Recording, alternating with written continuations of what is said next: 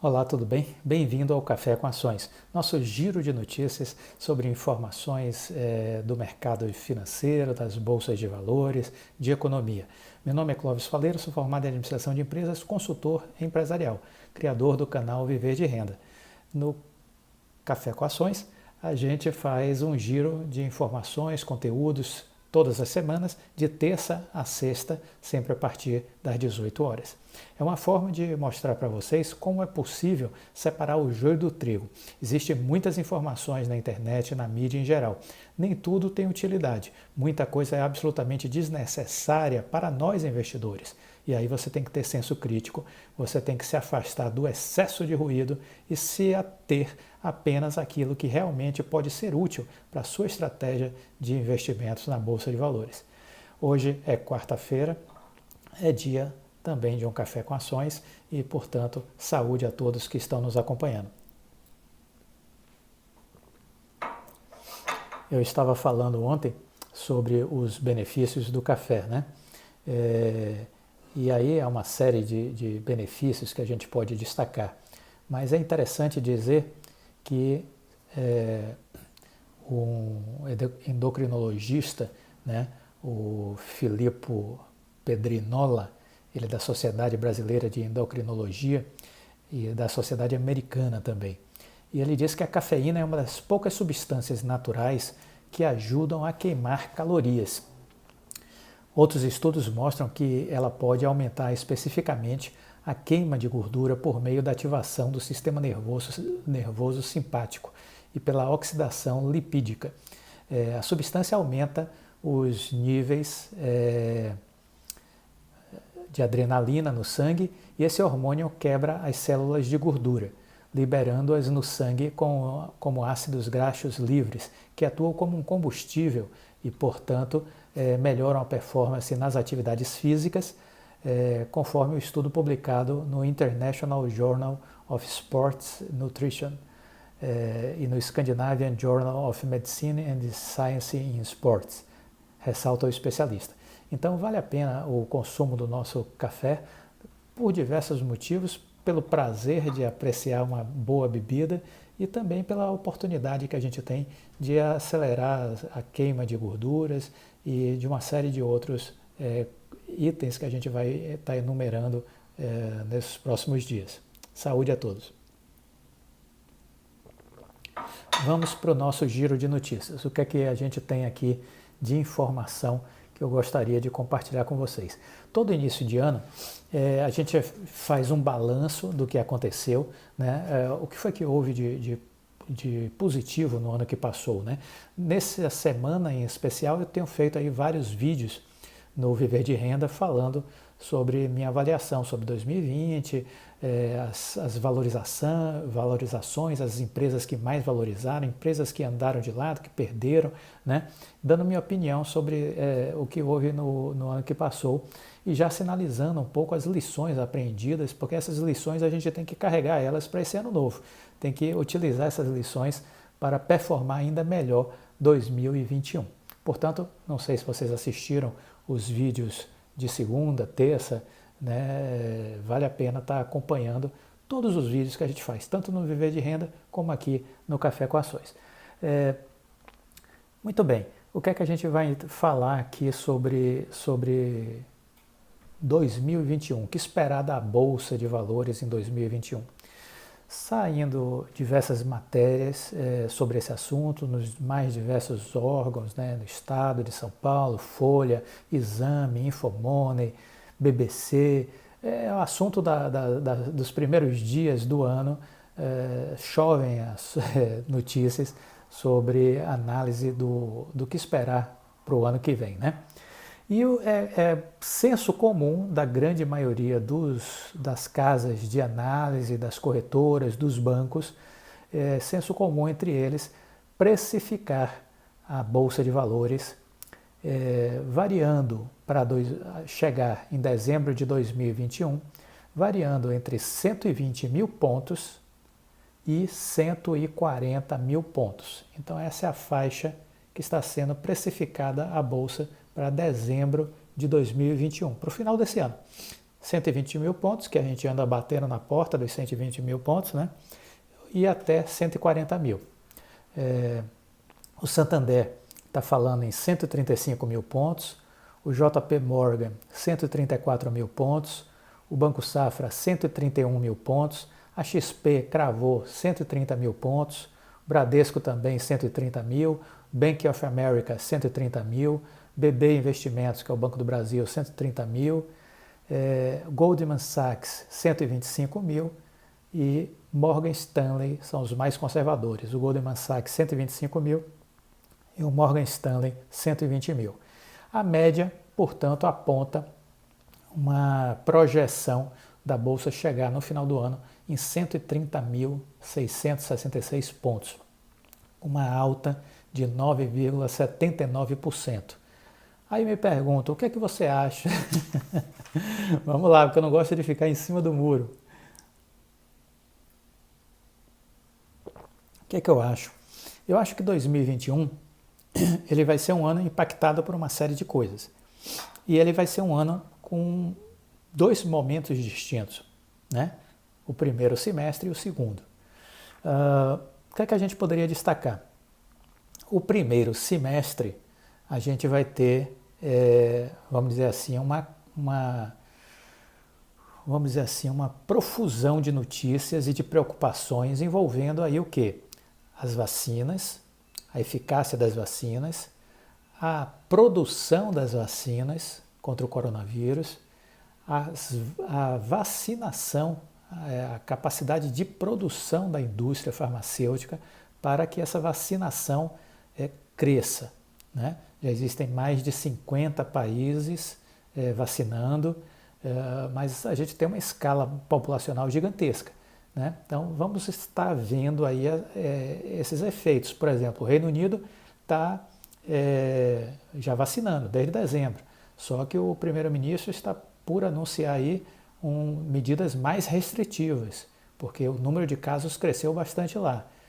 Isso impacta a economia enquanto interrogação, ninguém sabe. Porque como é que vai fluir isso? Os casos vão começar a diminuir rapidamente, com uma medida de contenção maior agora em janeiro. Fevereiro a coisa já começa a se recuperar por conta de já ter a vacinação. Uma série de perguntas sem respostas. Ninguém tem. Não vamos querer dar uma de adivinhador do futuro. Ninguém tem essa resposta. Como é que vão se comportar as vacinas, a produção das vacinas, as campanhas de vacinação, a redução do número de contaminados pela pandemia e como isso influencia na melhora da economia dos países. Essa é a grande questão e isso vai tomar, eu acredito, o primeiro trimestre de 2021. E nós vamos assistir esse filme em janeiro, fevereiro e março.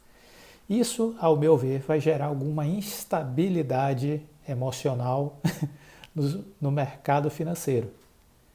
E essa instabilidade emocional, muito provavelmente, vai fazer com que haja uma realização. Por quê? Porque a gente surfou uma grande onda de valorização de outubro para cá, não é verdade? Estamos no final da onda, ao meu modo de ver. Essa onda ainda não acabou, mas está no seu final.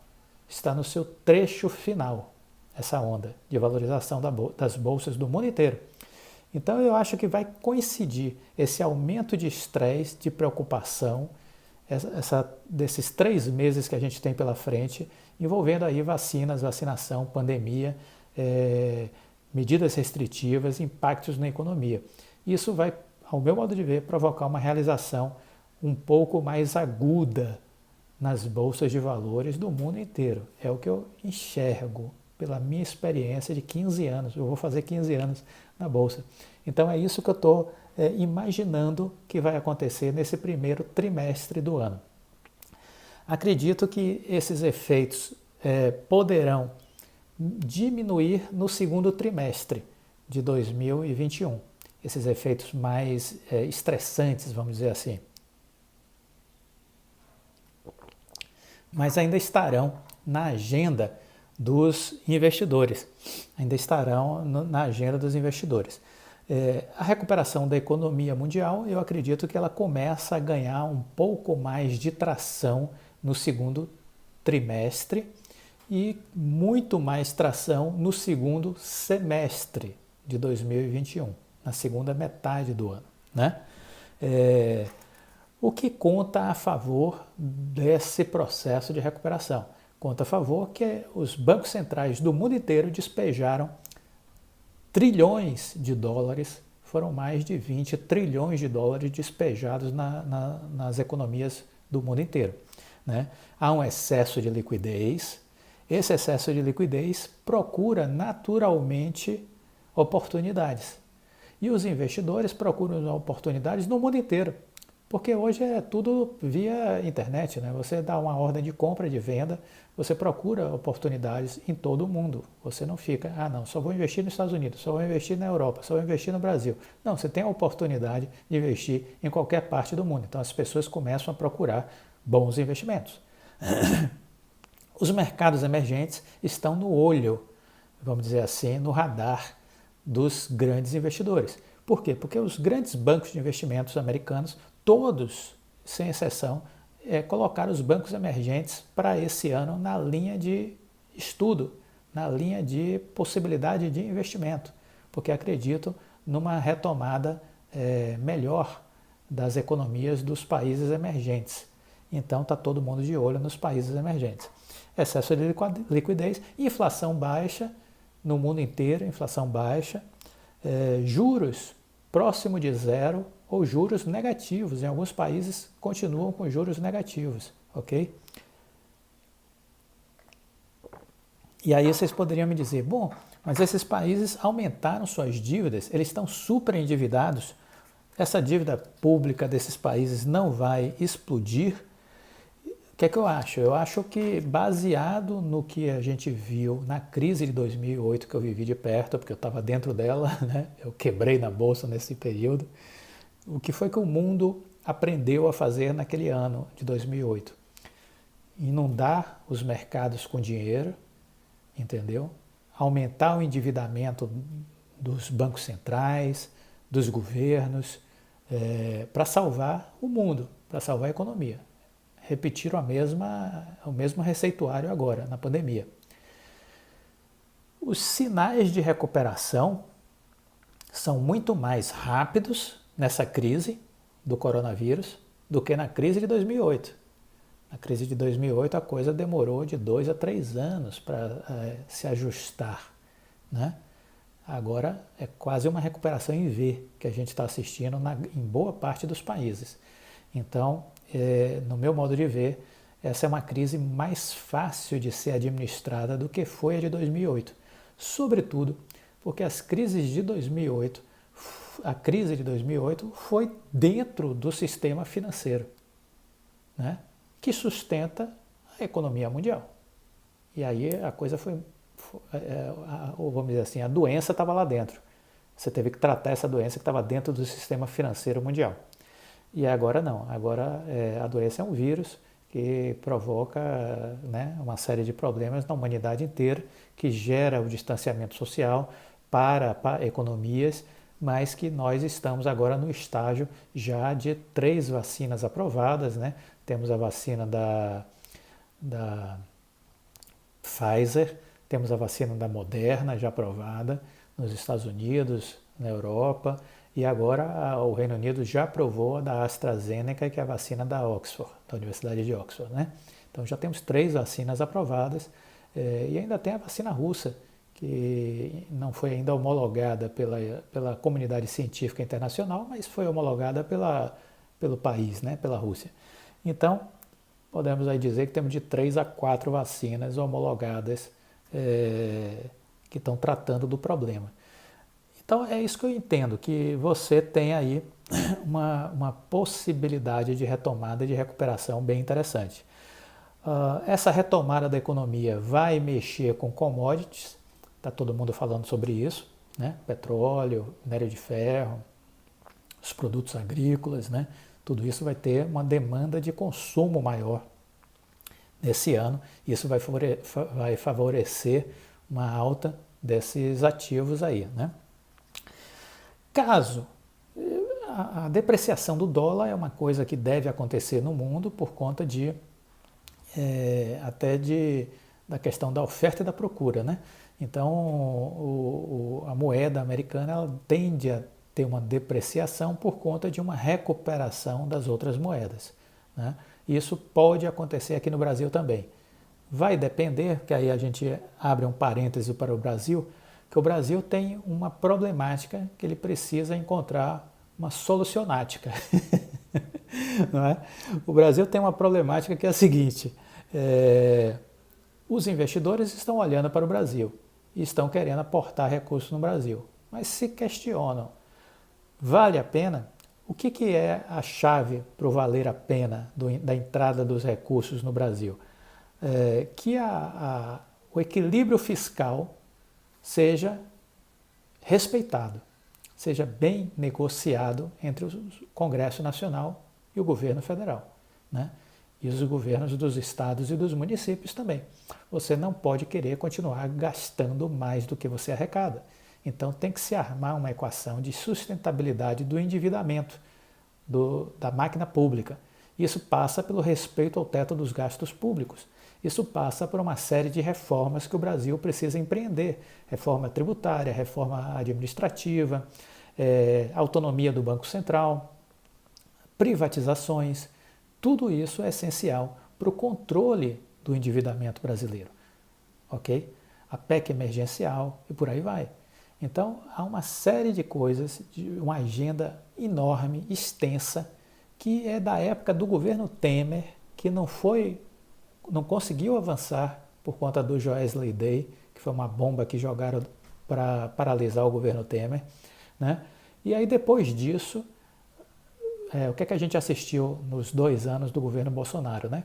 Um impasse entre o governo executivo e o Congresso Nacional, que paralisou essa agenda reformista. Uma das poucas coisas que aconteceu foi a reforma da Previdência, que já estava caduca, vamos dizer assim, de tanta negociação que já vinha desde a época do governo Temer. Quer dizer, se for olhar, começou até antes, em outros governos, né? Mas que foi a única coisa que aconteceu e ainda assim levou 1 ano para se consolidar a reforma da Previdência ser aprovada. Então a gente tem uma série de agendas que os políticos vão ter que se sentar e tentar aprovar. Se não aprovar, se não fizer isso, se não seguir este caminho, o que é que acontece?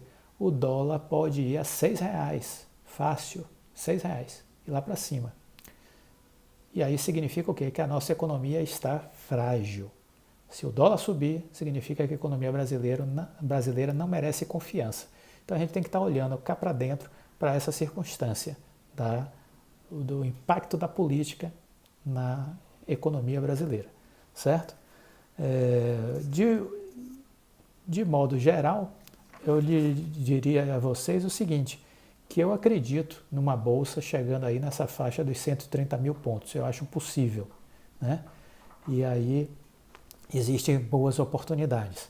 Obviamente, eu vou estar fazendo um balanceamento agora da minha carteira. Já vou antecipar 2 medidas que eu tomei do fim do ano passado para esses primeiros dias, que foi eliminação já de duas ações que eu tinha na minha carteira. Eu tinha 6 ações, eu tinha 7 inicialmente quando eu montei minha carteira, depois eu fiquei com 6, e agora eu estou apenas com 4 empresas.